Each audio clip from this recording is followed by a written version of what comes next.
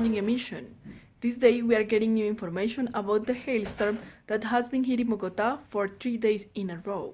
This storm started on Saturday at noon and it stopped until today, Tuesday, as you can see on this exclusive image of CA News.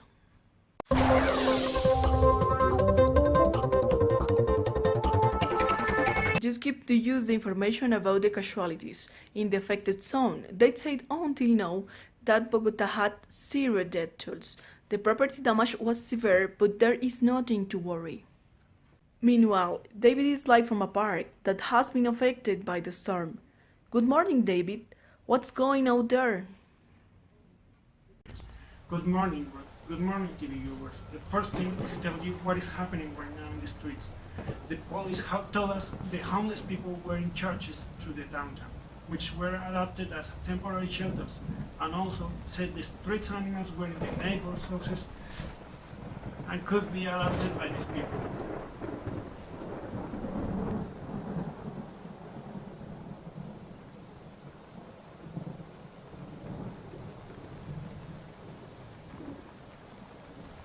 We were been asking the pedestrians for opinions about the longest hailstorm in the story of the city. Almost all the interviews blame the government and their relationships with our neighbor countries. The global warming was accused for some of the youngest people, and a few patients from the mental hospital say that was fault of a crazy scientist who made a weather machine to govern the fashion industry. I am crazy. It's official. There's paperwork on it. There's graphs and everything, so it must be true. We're going back with Ruth in the main house of CA News. Have a nice day. Thank you, David. Fortunately, the homeless people and animals will have a good ending. Now that the storm is over, the Ministry of Transport said that the traffic will take time to return to normal. So Codensa told all their customers the energy return took these days.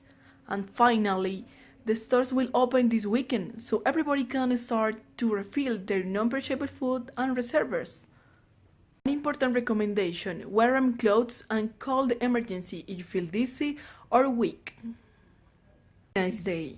We will be in touch. I'm Ruth Camargo. This is CA News, and remember, stay connected with us every day to know all the news of Bogotá.